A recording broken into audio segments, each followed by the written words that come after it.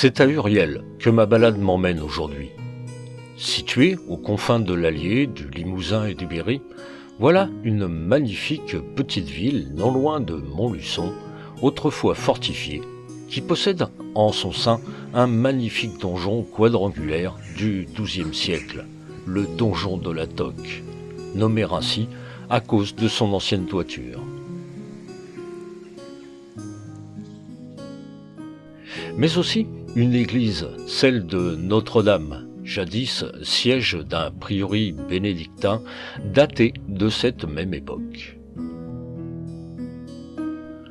Pour chacun des deux édifices, ils se verront respectivement classés au monument historique en 1885 et 1862 et restent incontournables dans la région. On ne peut pas parler d'Uriel sans parler de George Sand, qui, dans son roman « Les Maîtres sonneurs », célébrera les lieux. Uriel, c'est aussi, en son temps, le pays de la vigne. La quasi-totalité de la population, un peu plus de 3000 habitants, vivait au rythme de celle-ci. Mais, comme pour les autres régions des alentours, la fin des années 1800 verra l'apparition du phylloxéra qui ravagera les 1200 hectares de culture. La population se tournera alors vers l'agriculture et la vie ouvrière. Aujourd'hui, seuls quelques hectares de vignes subsistent. Mais remontons encore un peu plus le temps pour arriver à celui où tout a commencé. Ou presque. Un seigneur d'Uriel fit bâtir une place forte au début du XIIe siècle, sur le site d'une motte féodale, comme bien souvent. Uriel se trouvait alors aux limites du domaine royal français et de la Marche qui appartenait à l'Angleterre. Ebbe de Déol, époux de la fille de Humbau III, le dernier membre de la maison d'Uriel, acheva l'édification de la tour. En 1256, Roger de Brosse épousa Marguerite de Déol, la dernière fille d'Ebbe. Ce mariage apportera aux Brosses les terres d'Uriel, de Bouxac et de Sainte-Sévère. Le château d'Uriel demeura la propriété de la famille de Brosse jusqu'en 1503.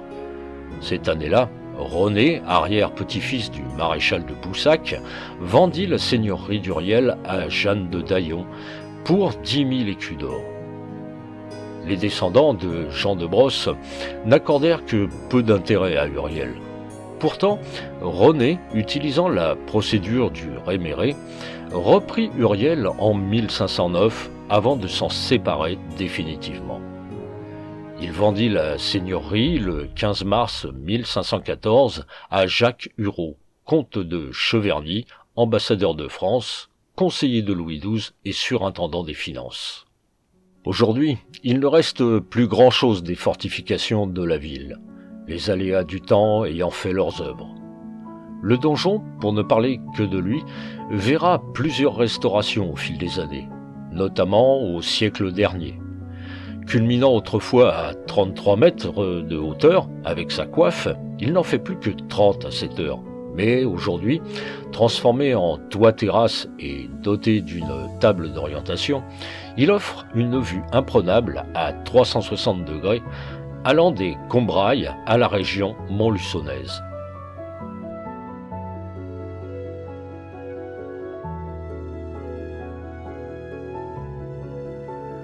Doté d'un escalier en vis, édifié en 1903, on peut découvrir au fur et à mesure de son ascension de grandes salles rendues habitables au XVIe siècle par le percement de fenêtres à meneaux et l'installation de cheminées.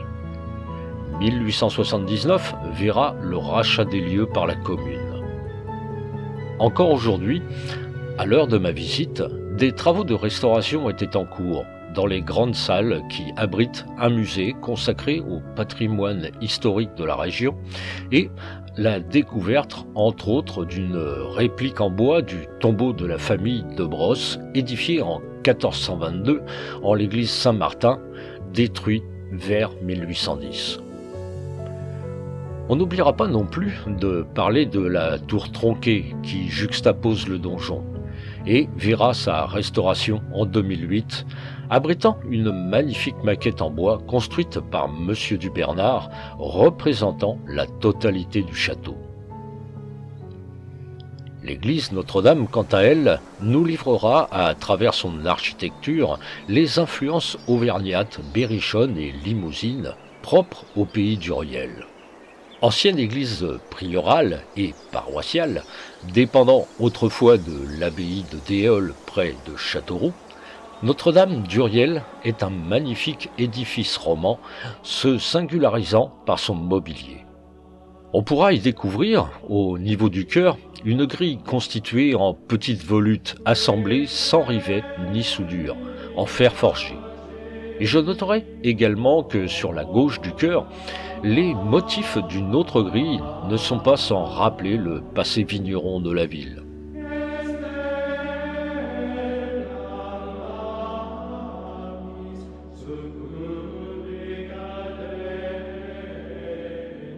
À l'entrée de l'église, mon attention sera retenue par une splendide peinture représentant le Christ intronisant le premier pape, Saint Pierre. Cette huile sur toile du XVIIe siècle est attribuée à l'atelier du peintre italien Le Guerchin. C'est en 2003 que 2 fresques seront redécouvertes et restaurées, l'une du XIVe siècle représentant Saint Martin dans l'épisode de la Charité, et l'autre du XVIIe qui figure une annonciation. Notons également la présence de sarcophages découverts lors de fouilles en 1986 et 1987 dans l'actuelle cour du prieuré. Ces mêmes morceaux de sarcophages, constitués de blocs de pierre de l'époque gallo-romaine, tendraient à prouver l'existence de la ville d'Uriel à l'époque antique, voire d'un temple ou d'un mausolée dont l'emplacement est mal localisé à ce jour. Sur le trajet de mon retour, une dernière curiosité m'interpelle. Il s'agit d'un pont, le pont de Courtiou, doté de 2 arches ogivales de hauteurs différentes qui accentuent son dos d'âne. Appelé pont romain à tort, car il ne fut construit qu'au XIIIe siècle, il enjambe la rivière du Bartila entre Estivareille et Uriel, et fait partie de ces rares ponts médiévaux de la région encore intacts ce jour.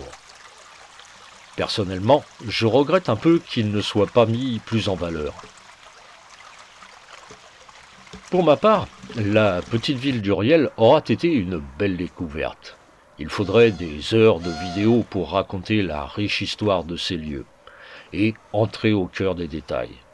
Mais pour cela, des livres existent et l'on pourra se tourner vers le site de la mairie richement illustré, qui m'a permis de vous conter ces quelques lignes. J'aimerais également, au passage, faire un clin d'œil au bon accueil et à la disponibilité du personnel de cette même mairie. Pour ma part, et comme à mon habitude, je vous laisse avec les quelques images réalisées sur place, en vous souhaitant un bon visionnage.